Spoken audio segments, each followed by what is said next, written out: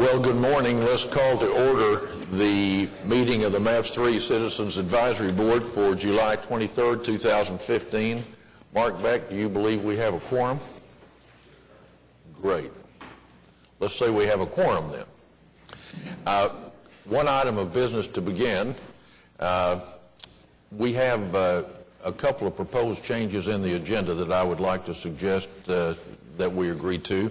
The first one is that item 7 has to do with the park, and our consultant, Mary Margaret, has an airplane to catch, and we'd like to accommodate her if we could. So we're going to move item 7 to item 4, and also item 13, which relates to which is an unlucky number, by the way, which relates to the trails. The subcommittee has asked us to strike that from today's agenda. So, do I have your consent for those two items? Yes. Thank you. Oh, great. I like that even better. So it's been moved and seconded. Further discussion? All in favor say aye. Aye. Opposed, no. The agenda is so amended. You have copies and have been provided previously copies of the minutes of the June 25th meeting. Are there additions or corrections to the minutes? Chairman, I have one to propose. So I think this is showing on item 10 that I was absent for the streetcar maintenance facility vote. But I recall being here. But so I wanted to amend that to an aye, if I might. Okay. On the minutes. Very good. Any other additions or corrections? Would you like to move that they be approved as amended? I move they be approved as amended, yes. It's been moved and seconded. We approve the minutes as amended. All in favor say aye. Aye. Opposed, no. The minutes as amended are approved. You have in your packet for today the MAPS 3 Revenue and Expenditure Report for the period ending June the 30th. David, are you going to take us through that? Yes, sir, I will. This is the period ending June 30th, 2015. On the revenue side for the month, we have $8,864,560. For this fiscal year, we have $111,410,757 for a total program revenue of $528,154,117. On the expenditure side for the month, we have $4,223,028. Fiscal year, $48,272,602. And for total program expenditures of $111,239,012. And then you also have the budget and obligations report for the period of ending July 13th of 2015. I'll be glad to answer any questions. Any questions or comments? Been moved that we receive the report and seconded. Further discussion? All in favor say aye. Aye. Opposed, no. The report is received. That takes us to our previous item 7 on the agenda. David, would you tell us about that? Yes, sir. Item 7 is recommend resolution waiving the consultant selection procedures for the lower park improvements and approving amendment number 3 to the contract for landscape architectural services with Hargraves Associates for the MAPS 3 Downtown Public Park Master Plan Development, Upper Park Phase 1 and Phase 2 improvements, and Lower Park improvements, increase of $1,120,912, project M3-P006. One thing I want to point out is the first line where it says waiving the consultant selection. That is because when we advertised for consultant and we hired Hargraves, it only included the Upper Park, and that was partially to give us flexibility with consultants. And it was also because the Lower Park was so far down in the implementation plan. But since we've realized that it's probably a good idea to go ahead and do at least preliminary work on the Lower Park, so we want to engage them to do the preliminary work on the Lower Park also. Then this amendment is to do some work for additional items that the Conservancy group that hopefully will be running the park, the Conservancy group feels that they need to help with revenues in the park. And Mary Margaret's here. She's got a short presentation that she could show you and explain some of these ideas. So I'd like to invite her up. Mary Margaret?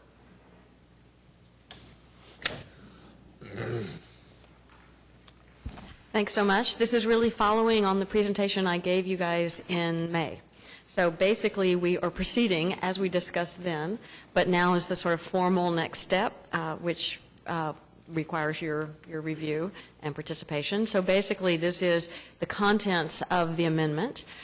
We will be incorporating the operator's input, as David said, and looking into the preliminary design of the lower park so that we can look at it all holistically, not only for program, but also for budget. And just a quick review, these are the elements that the potential operator has suggested as improvements to the park, refinements to the design. These are things that will increase the activity of the park and or bring in revenue. These are good things.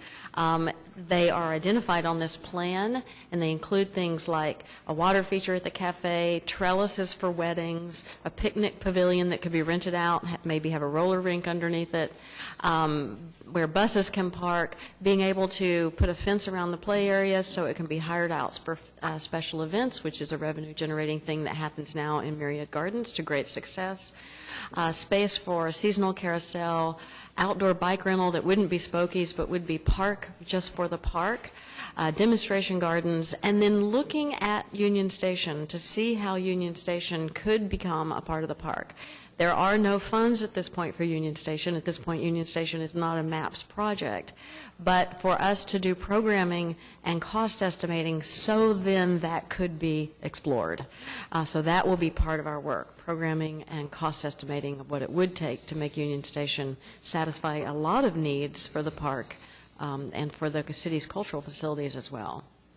So that's an outline. This view, this aerial view, points out where those things are. You can see they're distributed throughout the upper park. And part of the goal of these is to make sure that people move through the upper park, make their way to Skydance Bridge and Union Station, and make their way eventually to the lower park and to the river, core to shore. That's the idea. So creating those destinations throughout the park are very important. And we were lucky to have the input of the potential operator early, i.e. now, rather than after the fact or later, which is always problematic. So this is all a win-win as far as we're concerned. So just briefly, a water feature at the cafe, an idea like you see here would engage people up at the northern end of the park. A shade trellis over the picnic grove along Robinson where food trucks will park, will provide shade and light and a gathering place under the trees. The picnic pavilion at the far south of Robinson, as you approach to go over Skydance Bridge, could be rented for all kinds of events. It could be a roller rink in the summer. And then the wedding trellises, which are two of these, we'll put in the gardens, in the woodland gardens, to function for many things, including weddings. A demonstration garden as an entry to the park offices in Union Station would be a great way of demonstrating growing food to kids, as well as potentially serving to provide things for the cafe we hope, or the restaurant we hope might be in Union Station. And then Union Station itself has these two amazing waiting rooms, the small one and the large one, both iconic spaces for Oklahoma City. And in the past, we've talked about the smaller one becoming a beer garden or something, the larger one becoming a place for rentals. And then there is all kinds of support uses for the park that could happen here, including park offices and some cultural facility offices as well. But we need to study this to understand it and understand better the cost of all of that. So that's what we will undertake as well. These are very preliminary costs that we have put toward what we think these improvements might entail. It would mean as we refine these designs, we'll refine these costs and we'll know better.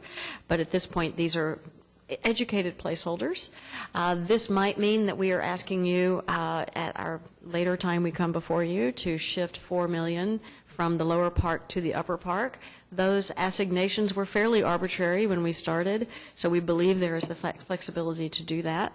And so we will probably be coming to you with that recommendation to cover these more intensive programming things in the north half of the park, the upper park, because the lower park is meant to be more passive and more environmental.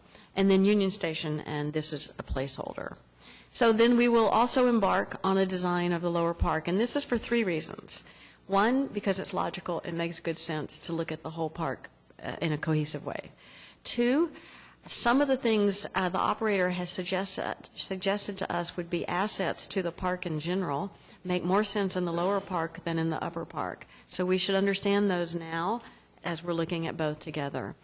3rd, so that we understand the budget implications, so that we understand where we stand in total to the budget. So we'll also embark on that. Note that we previously did a design for the Riverwalk, or the River Park, which you guys also saw. We will not be revisiting that, but we will be continuing to make sure we connect to that and put the framework in place for that to happen as well. So this is probably the crux of my presentation in my last slide, which is this very ambitious schedule, but we think it's very doable. It's actually quite exciting that the subcommittee is so behind this sort of forward momentum, and the potential operator is so behind, so with us in this trajectory forward. So we will be doing a revised Upper Park preliminary report very speedily, and working with the operators on the new elements to that. We'll be coming back in August for approval of that. Then we'll be coming back with in-progress review of lower park design in September. At that time, hopefully we will be approved to begin the upper park final plans. And the reason that's important is we hope to go out for a pre-package, a pre-purchase of trees as our first bid package this fall. Because it would be great for us to get, we're buying so many trees, we want to get ahead of the game, our competitors in Tulsa, for instance, and get trees lined up so that we are pre-growing them for us and we have them in the numbers and of the types that we want. And then we'll come back in October with a total park cost estimate and a preliminary report in November for the lower park. So that's our sequence of events, and I'd be happy to answer any questions. Thank you, Mary Margaret. There may be other questions, and I know Kim is going to want to give us the point of view of the subcommittee, but David, I'd like for you to deal first for us with the issue of it is within the appropriate process for us to waive the consultant selection procedures. I believe you reported yesterday at the subcommittee meeting, and would you make sure that we all understand what we're doing by waiving those procedures? That's right. There's a procedure for hiring consultants, and when we have a situation like this, it's been done before, and it makes sense. The other thing that I want to point out is the budget number on there in your memo. It talks about a $4 million increase to the upper park, but that $4 million is coming out of the lower park. It's not outside of the park budget. So I want to make sure everybody was clear on that. And this comes with unanimous recommendation from the Park Subcommittee. The $4 million for the lower park comes out of I understand how it's coming out of there, but what about for the Union Station? That's an additional, right? Or Yeah, that's a separate item, and we'll just have to deal with that later. Kim, did you want to, any comments? I think just echoing everyone's sentiments that we're extremely glad that looks like we have a Conservancy partner well on the way, so that we are in the initial stages, as we've always wanted, incorporating their thoughts, their ideals, and truly making this a complementary park to Myriad Gardens. And of course, the logic of bringing design in for the lower park now so that the right hand knows what the left hand's doing, it became very obvious as we were seeing things in the upper park. We began to question, okay, how does that fit with the lower park? And so obviously these are just very sensible steps in moving forward.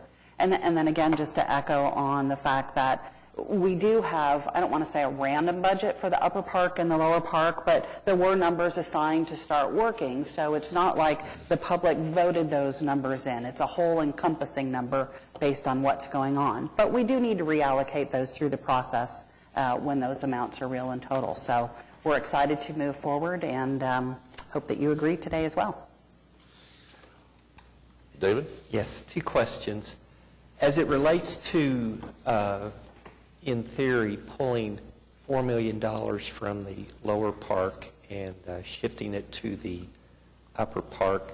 Could you provide some examples as to what items would be eliminated from the preliminary designs of the Lower Park to provide that $4 million of revenue? It's a good question, and we talked about it yesterday as well. It was raised yesterday as well. The majority of the lower park is landscape. Some of that landscape is for play areas, play fields. Some of that landscape is for wetlands and other kinds of natural environments. But there also were a few structures that we identified for the lower park. A gazebo near Perez Park, for instance, to make that linkage, and some indoor recreational facilities near the Flower Community Center, Little Flower Community Center, just across from that. We anticipated that perhaps that might be a place for some indoor recreational facilities. So those structures might need to be reassessed and evaluated, but again, they were never really cost estimated, so we'll have better information. But those might be the places where we have to rethink. Well, those two assumptions. examples, for example, maybe could come out of future budgets for the Parks Department That's right. itself, providing community centers, Sure. Things like that. So with the concept of the lower park being less developed, or maybe say more natural in its perspective, can we have any plans for certain types of developments that might be revenue generating for the maintenance of the entire park, especially as it gets closer to the river? For example, with the airport, we lease out certain space to restaurants and other types of facilities, retail stores, and the airport receives a monthly rent plus a percentage of revenue. Can you at least keep that in mind as you begin the process of planning for the lower park? Again, especially it seems to me that the river has great potential for development, large-scale development, that may be able to generate some revenue for the maintenance of the entire park. Right. We absolutely will. And there are going to be placeholders, and, kept in mind as the area changes, those things will want to be there. And in the river park plans, we definitely assigned cafe, boathouse, kinds of features that would be very much a part of revenue generation for the park. Thank you. It's a good point. Other questions for Mary Margaret? All right. Well, we have before us then the recommended resolution. Is there a second? It's been moved and seconded that we adopt the resolution that's been recommended, which includes the waiver of the consultant selection procedures, and as described in the resolution itself. Is there further discussion? All in favor say aye. Aye. Opposed? No. The resolution is adopted. Thank you, Mary Margaret. Thank you for moving me up in a schedule. Yes. All right. That then brings us to back to item 4 on the agenda. David? Thank you, Mr. Chairman. Item 4 is recommend resolution ratifying the issuance of and approving addenda numbers 1 and 2 for the MAPS 3 Senior Health and Wellness Center number 1, extending time to award award contract to W.L. McNatt and Company, base bid plus alternates 1 and 4, $9,248,200, funding the project using Oklahoma City Capital Improvement Program contingency funds in an amount of $599,333, and approving the contracts and bonds, project M3-H002. This is the award of the construction contract for the first wellness center. The reason why it has extending the time is because we are required to award the bid within 30 days or 45 with a letter from the contractor. We have that letter because of our process, but by the time it gets to council, it will exceed that 30 days, but we're still within the 45, so that's why that's in there.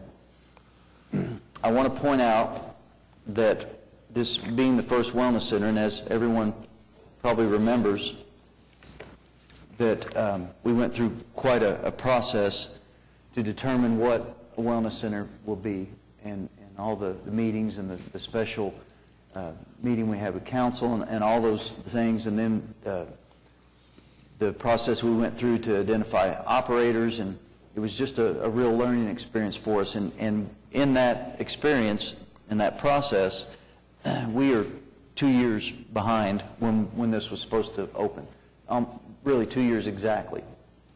So what we have here is a suggestion to, or a proposal to award the contract with alternates 1 and 4 and ask for $599,333 of the MAPS 3 contingency money.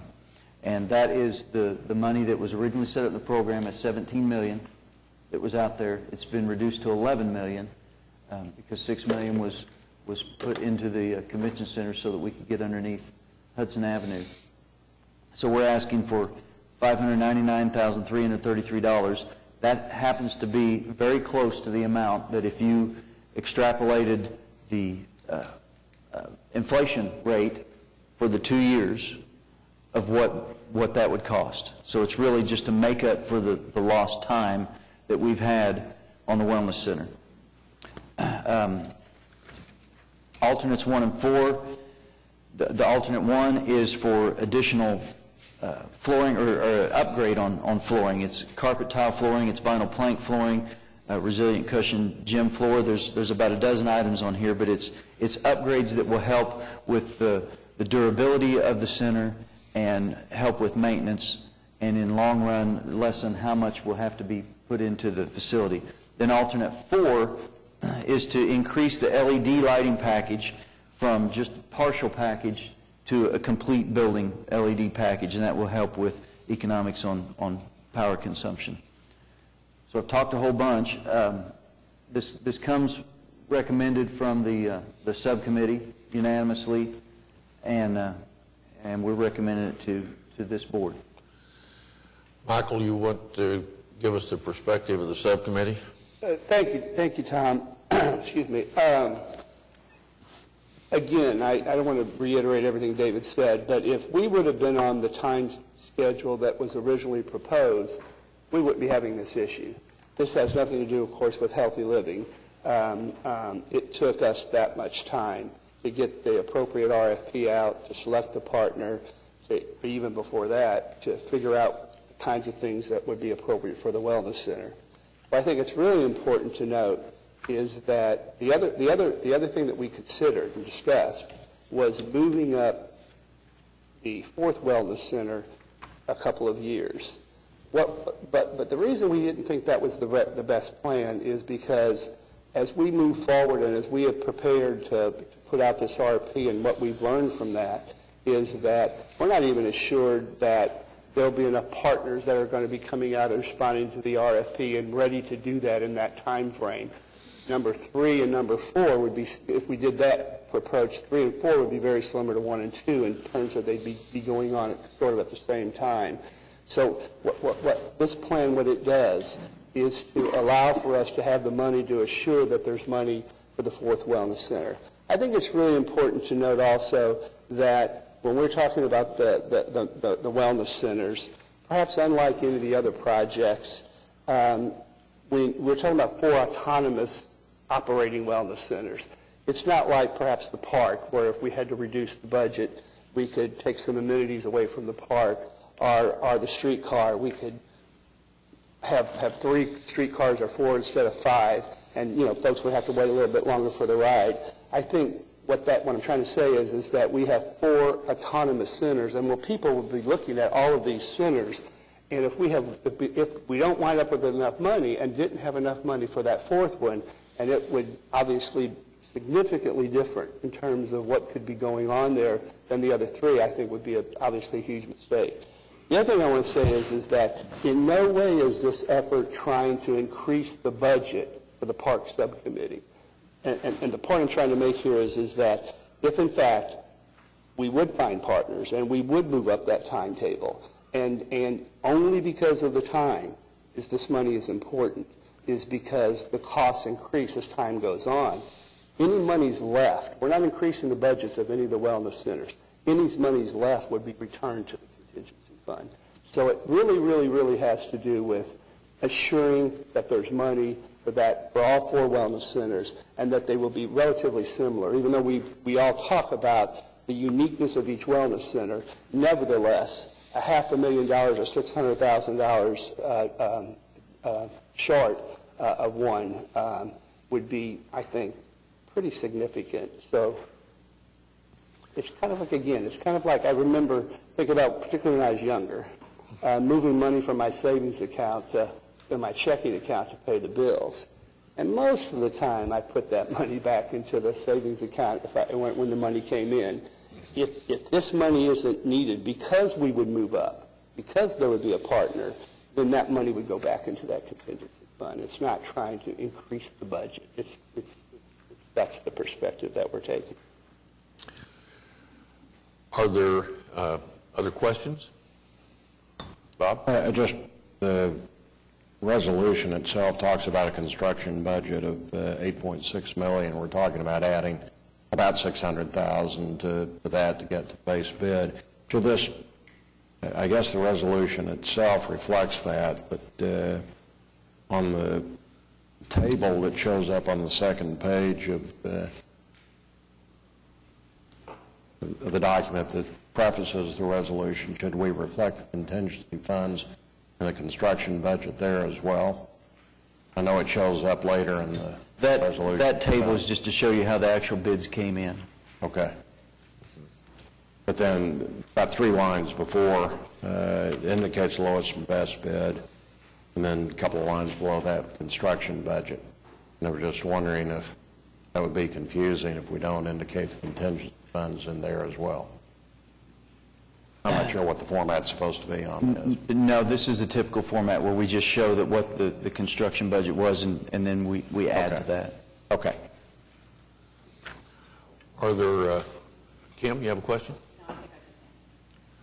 Okay, well, I want to make this one comment. I've been able to attend their subcommittee meetings and for several years now. And this is a real benchmark day for us with the senior wellness centers. It is we all wish that the bids would have come in lower, but the fact is this was in the implementation plan. It's already been explained to you.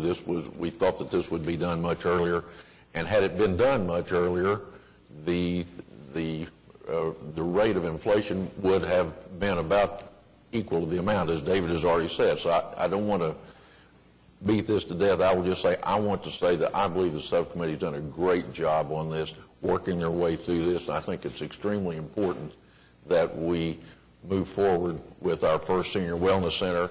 And the fact is we can afford to do it. I mean, the fact is that the revenues are coming in ahead of schedule. We're earning some interest on them. And I think that we would all be disappointed if we didn't achieve our goal with the first senior wellness center. And I believe that this has been adequately vetted, and I think this is a solution that makes a lot of sense to all of us. And so at least my point of view after hearing all the discussion in the subcommittee is that this is something that is entitled to our favorable consideration. Anyone else want to be heard? What I was going to say is I just think it's a very legitimate ask, use, and reason for the contingency fund that was set up. And certainly at this point to react at this small amount in comparison, I think is very prudent than waiting forward and maybe it being a much greater amount. All right. Is there further discussion? Let's see, do we have a motion to do this? It's been moved and seconded that we adopt the resolution as presented. Further discussion? All in favor say aye. Aye. Opposed, no. The resolution is adopted. David, that brings us to item number 5. Item 5 is a presentation on Maps 3 Oklahoma State Fairgrounds Phase 2, New Expo Building Project M3-F002. Alan Brown is here today to give you an update on the work that's going on at the Expo Building at the Fairgrounds, and that will also lead into the next item, which is a change order for that project. So I'd like to invite Alan up. Good morning. Thank you. Okay, so I'd like to give you an update on the construction progress at the Expo Building for July. Just to review the site real quick, I know you know it, but the building site, limits of their site are shown in a dashed red line there, composed of the Expo building and then a new parking area. The building is divided into 7 areas that we refer to, so I just wanted to show you what those were. If you can remember, when we refer to Area E, or you'll know where we are in the building. Most of the work is working from east to west, and north is up on that plan. So most of the areas we'll show you will be on the east side. And this is a view from the east taken last Friday. This shows the progress on the structure, approximately 3/4 of the way through the structure. This view is from the south, looking across now the sub-base for the parking lot on the south. Probably the last time you saw a photograph, it was dirt.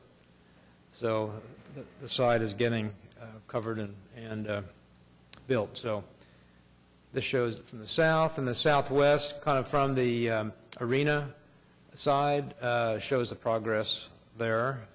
You can see this is looking longitudinally through the hall.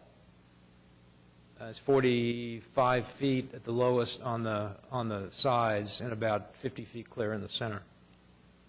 This is a view from the west. Remember, the building is turned at a slight angle. This is a view from the west, showing the progress, and you can see the Devon Tower in the background there, which is interesting. They're also working on the constructing the concrete block, CMU, concrete masonry unit, walls. This is showing the architectural CMU, which is a two-tone, it's called a burnished block, has a smooth face with a sort of red brick color and then a tan. This is showing just regular CMU erection, Area E. Remember, that's on the west side, the support areas. On the east side. This is Area F next to that, showing electrical under slab. I thought it was interesting to see all the utilities that are being put in place. And this is back in the kitchen area. This is the underfloor for the coolers and freezers. That's insulation under the slab for that area. And they're showing the formwork on top of that. Okay, any questions on the photographs? I'd like to go through the change order that Tom mentioned, or David. This is the 8 items today for change order number 8. The first one is a credit for the sanitary sewer work on the north side of the building. There was an overlap with work being done directly by the State Fair along that Stagecoach Drive. And so this is a credit back to the project for some of that work. The second item is storm sewer repair. There was an inlet that was non-functional that has to be repaired. Third was electrical modification. That has to do with a transformer, a pad-mounted transformer that's now going to serve 2 additional buildings to the north that replaces some pole-mounted transformers that are being replaced with an underground line along Stagecoach. Item 4, relocate flagpoles. This is on the north side of the campus. Part of the project is a new electrical loop connecting to the north for redundant power, so that'll help with any potential power outages. And there are some trees that were, some flagpoles that were there that had to be relocated as part of that electrical line replacement. Number 5, new street lighting. This is for 8 street lights along Kaimichi, which is on the east, that will match the other new street lights. During the final design, these were eliminated because of we thought we would have some possible budget concerns. Ended up bidding well, so we're proposing to add those 8 streetlights back into the project. Number 6, hardware modifications is a keyed system for the exits that allows control of exiting or being able to lock the doors in an open position. 7, tree replacement has to also do with electrical lines from trees that had to be replaced that were in the same way of that electrical line I mentioned.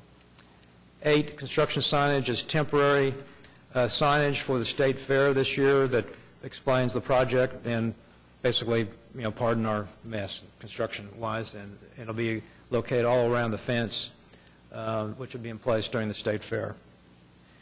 So the final total for change order number 8 is $70,913.39. Then to summarize the budget where we are right now, is original amount, the current contract amount is $38,512,976.84. And with this change order, the new amount will be $38,583,890.23.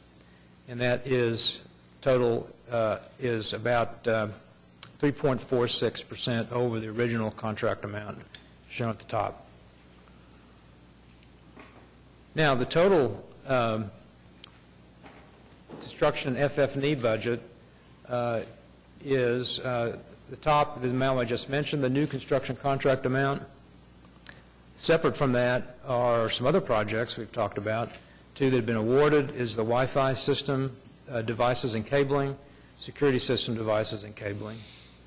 We have 3 remaining. 1 new is being proposed, the movable fixtures, furnishings, and equipment. 2nd is site wayfinding and digital signage, and there will be food service equipment that'll be to be determined that'll be coming out of the project budget. So you can see the total right now for construction and FF&E is $40,844,490.23. And then the last is the project schedule. There's no change to the project schedule with this change order. I want to add something that Alan just said, that there were additional projects. They're not actually additional projects.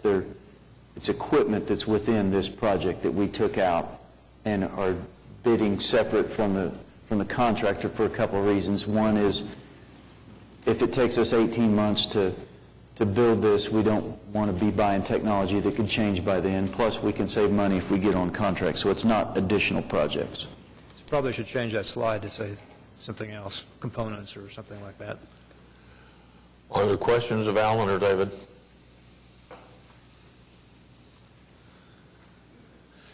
Alan, is it we're still within the budget that we started with?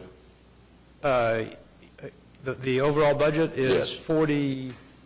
That amount is 43,000. Is that 43 million? Is that correct, David? Right around there. I don't remember what it is, but yes, we are within budget. We are. I just wanted to make the point that even though we're 3.5% above the construction contract, we're still in the budget.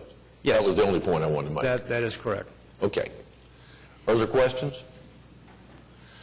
Then we do have the recommended resolution approving change order number 8. Shall we approve it? Move approval. Been moved that we approve it. Is there a second? Second. It's been moved and seconded. Further discussion? All in favor say aye. Aye. Opposed, no. The resolution approving the change order is adopted. Alan, thank you for your time. Thank you. Alan, I also want to say thank you, too, that you were patient with us in letting Mary Margaret catch her plane first. Oh, that's I know no you problem. don't have to catch a plane, but we appreciate you always being patient with Well, us. thank you. It's no problem. Thank you. All right, that brings us to item that is on your agenda, number 8. David? Item number 8 is recommend resolution approving final specifications to be advertised for bids for MAPS 3 Downtown Public Park Demolition Bidding Package 4 and authorizing the city clerk to advertise for bids to be received on August 25th, 2015, project M3-P011. This is the specifications for demolition of the final 2 buildings that are on the property. We have completed the master plan. We are nearing completion of the preliminary report, and it does not contemplate including those buildings in there. Just to be clear, this is the Film Exchange building and the building to the north of that. All right. Kim, any comment from the subcommittee? This comes to you today with the recommendation of the Park Subcommittee to Right. move forward. Are there questions, discussion? Been moved and seconded that we adopt the resolution. Further discussion? All in favor say aye. Aye. Opposed, no. The resolution is approved.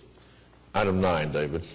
Item 9 is recommend resolution authorizing submittal of applications and supporting documents to the United States Environmental Protection Agency for 3 $200,000 brownfield site-specific cleanup grants for the MAPS 3 Downtown Public Park and Upper Park, and authorizing execution of the grant documents and consent order.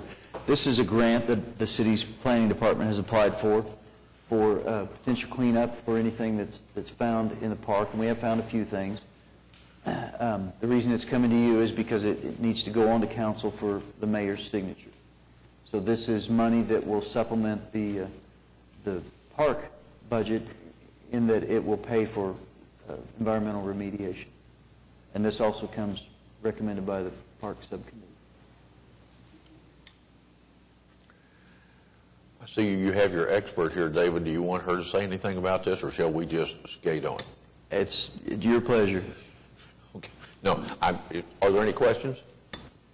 Mr. Chairman, I assume we have the money to do the remediation, whatever may be discovered within the budget, and it would just be nice to have the grants. That's right. It's just supplementing our budget. If we have to do it, we can do it, but this is a good opportunity.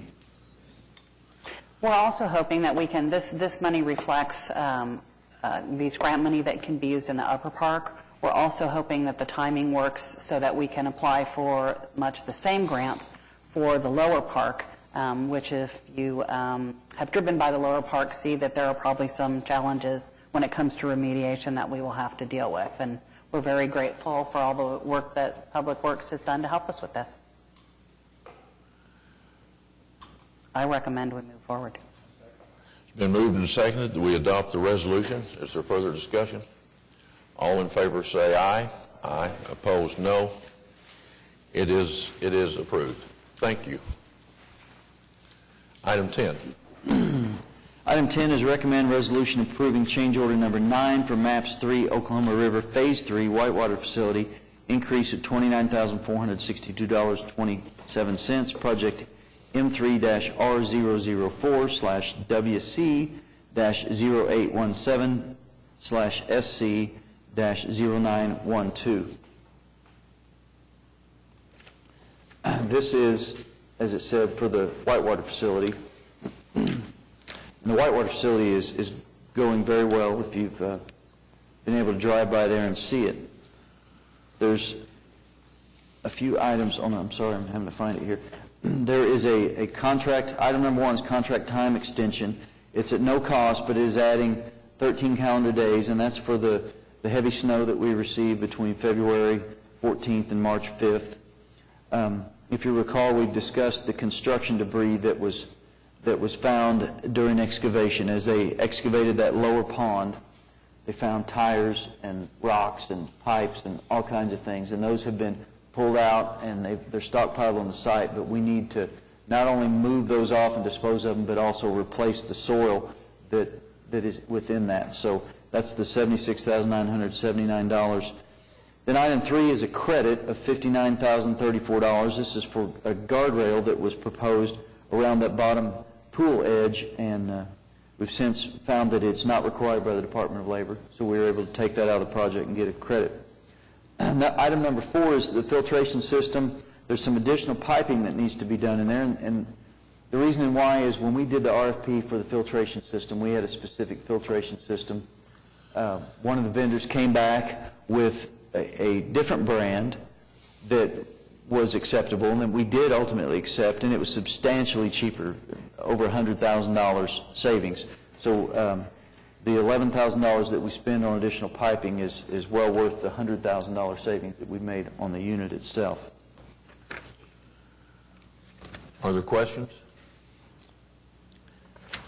Well, I Our chair is not here today, but I will say I attended the meeting, and this comes with the recommendation of the subcommittee. It's been moved and seconded that we adopt recommend approval of the resolution. Further discussion?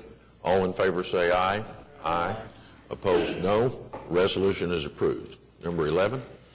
Item 11 is recommend resolution awarding and approving contracts for the MAPS 3 Oklahoma River Phase 3 Whitewater Facility FF&E whitewater equipment to OKC Kayak in an amount of $15,335 and Northwest River Supplies in an amount of $168,514.15. Project M3-R004D. This is some of the equipment, the FF&E, the furniture, fixtures, and equipment that we value engineered out of the contractor's contract, and then we sent out a separate RFP for this. We had three respondents on the bid.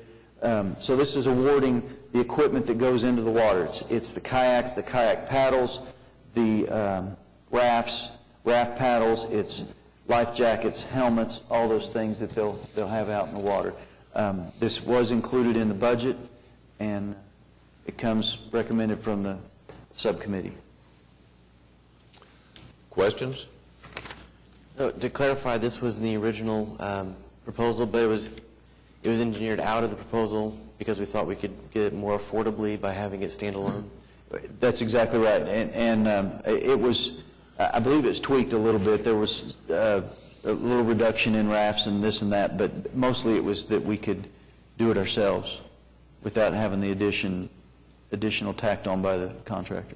Does it meet the expectation? Yes. It's been moved and seconded that we approve the resolution. Further discussion?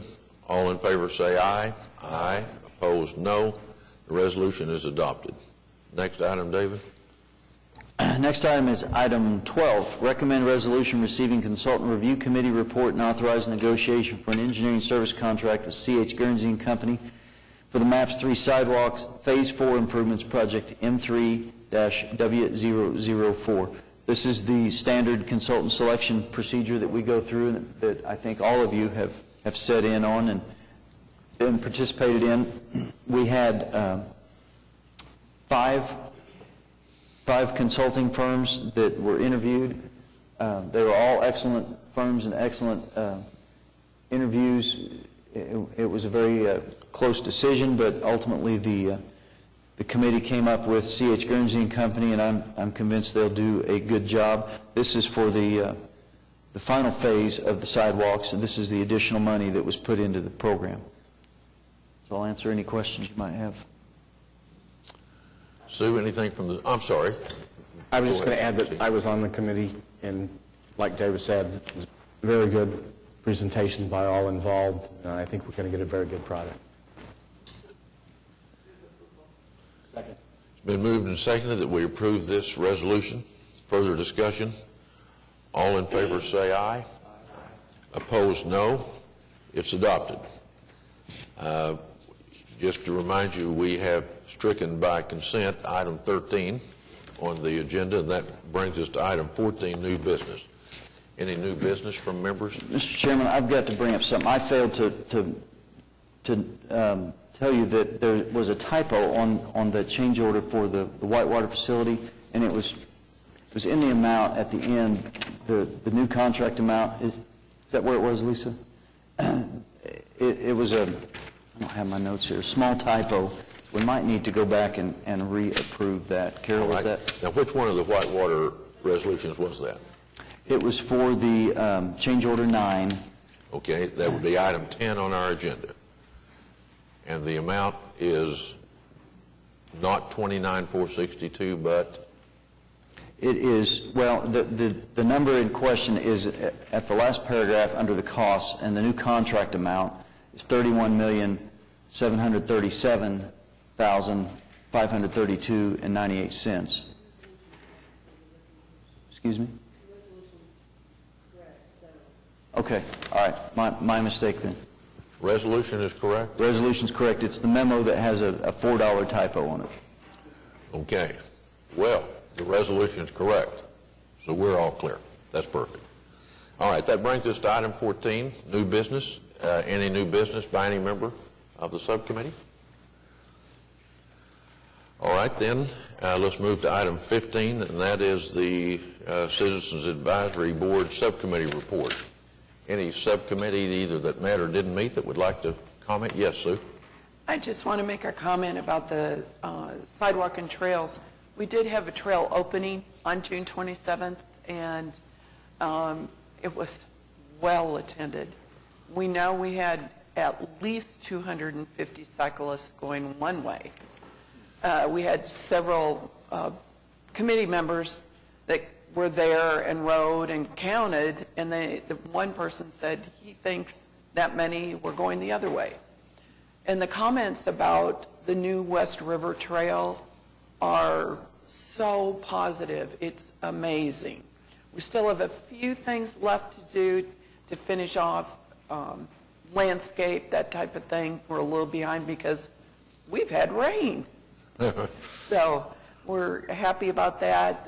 But the topping for the trail is all there now. It's rideable. Cyclists love it. And many people at the opening said, it's amazing, this trail. It's so different. And you have no idea you're in Oklahoma or in Oklahoma City when you ride this trail. So it's really got a country feel for it. Sometimes you can see a little wildlife if you're lucky or not lucky. But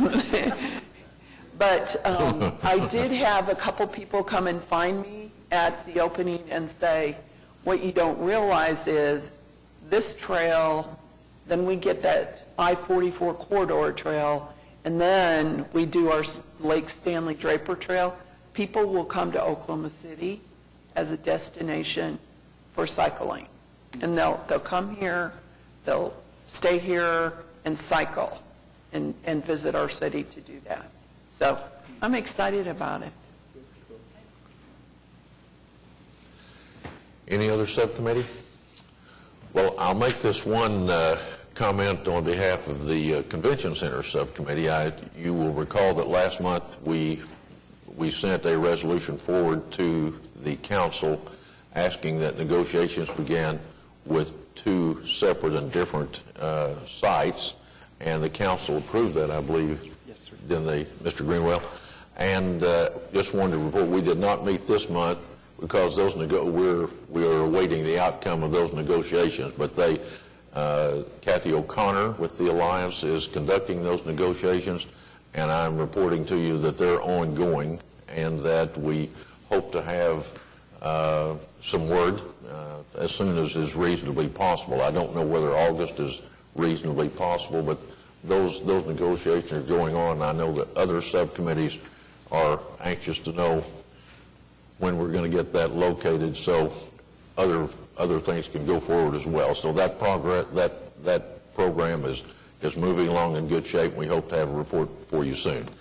And then secondly, I just wanted to make this general comment because all of you serve on subcommittees. This thought, this is our first meeting of a new fiscal year. I know that you all see monthly the budget, where your budget is in each subcommittee, and we get the expenditure and revenue reports each month. I'd like for you to think about, in each subcommittee, reviewing the implementation plan and seeing where we are with respect to the roadmap that the council gave us insofar as timing is concerned. We've talked a little bit about the progress being made with the Senior Wellness Center now, but I think it's a good time as we begin a new fiscal year for us to all examine the implementation plan for each separate subcommittee and then be prepared maybe next month to say where we are with respect to being on track or ahead of schedule or what. But I think that's something that we need to be mindful of, and maybe a new fiscal year is a good time for us to think that through. Okay? With that, anybody else have anything for the subcommittees? All right, David, that brings you forward for the update, item 16. Thank you, Mr. Chairman. A lot going on, obviously, as you can see from the agenda. The Whitewater facility is still under construction. You saw the change order, and you've probably driven by there and seen it, and we will give you an update in the coming weeks on the construction of that. Senior Wellness, we talked a lot about that, so obviously Wellness Center 1 will go on to council for award of contract, and hopefully construction will begin soon. Wellness Center number 2 is in design, and within a couple of months we expect that to be in the same position of receiving bids and awarding that. Trails and Sidewalks has a whole lot going on. The Phase 1 Trails Project 1 and 2 are complete. The Phase 2 I-44 trail is in design and acquiring right-of-way. Phase 3 trails are beginning construction. Phase 3 trails are in consultant selection. Phase 1 sidewalk, Project 3 is under construction. Phase 2, Project 1 sidewalk is under construction. Phase 2, Project 2 has begun.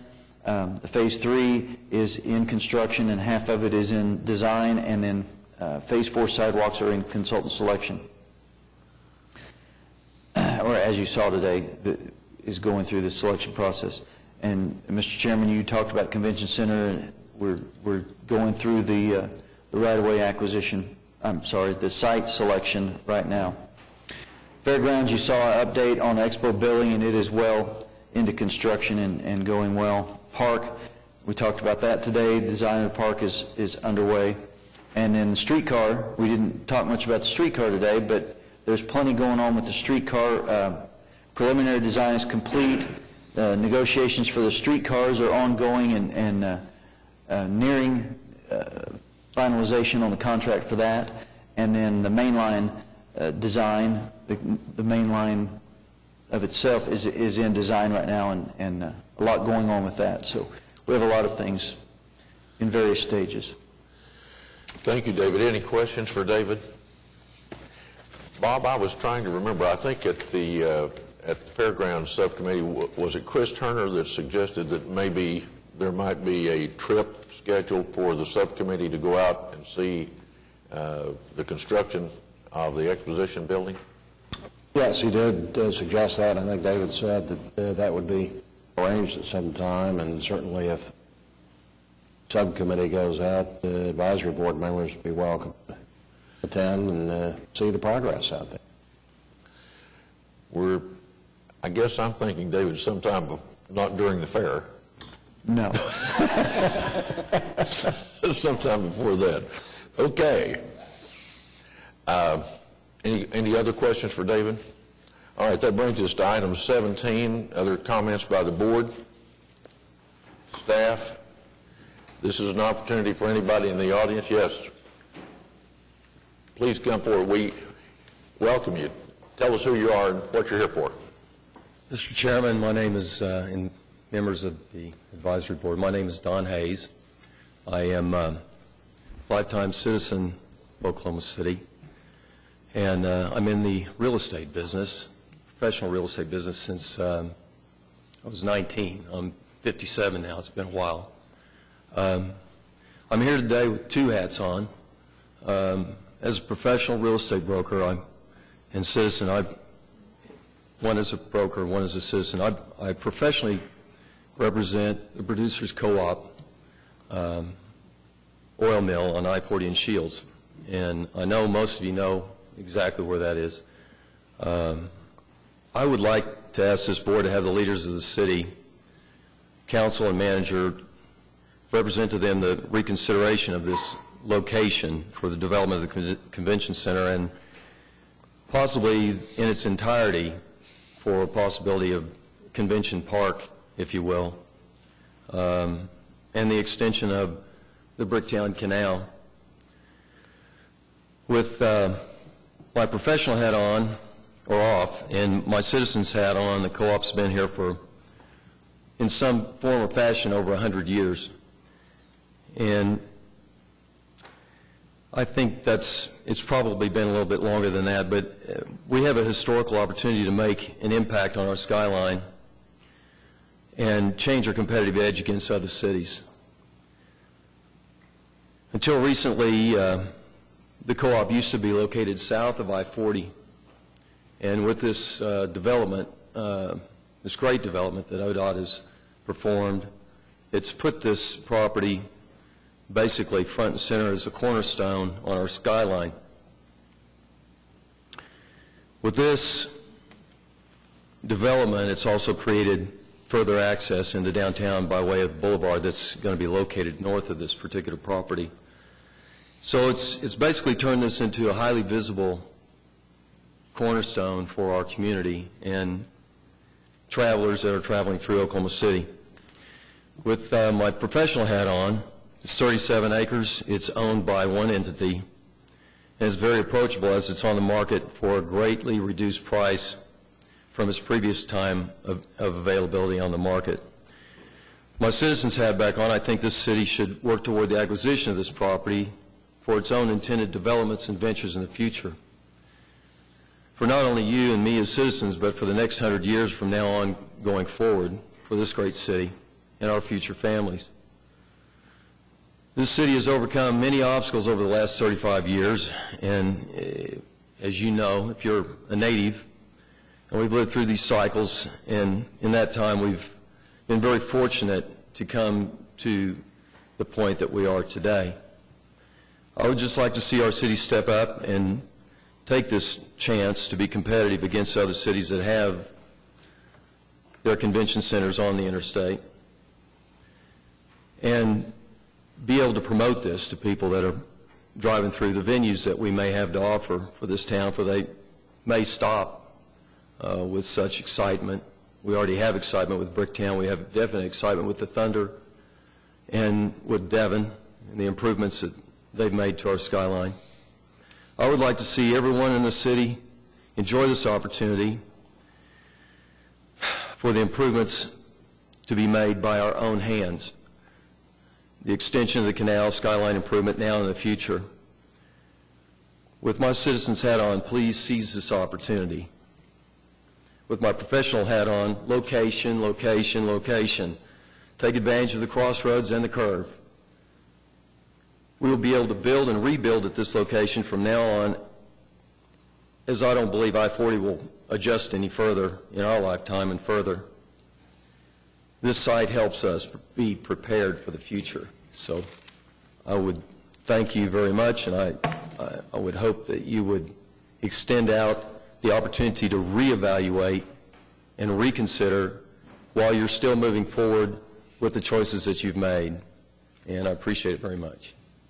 Thank you, Don. Any questions?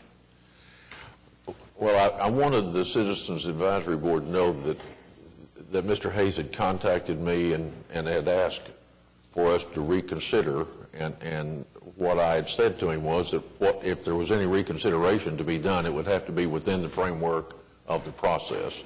And so, as opposed to anyone individually talking to him about it, and so I'm glad that he came here and presented this to you today. And I'll just remind you, the subcommittee made a recommendation. We, as a Citizens Advisory Board, sent it to the council, and they have approved it. So that process is going forward.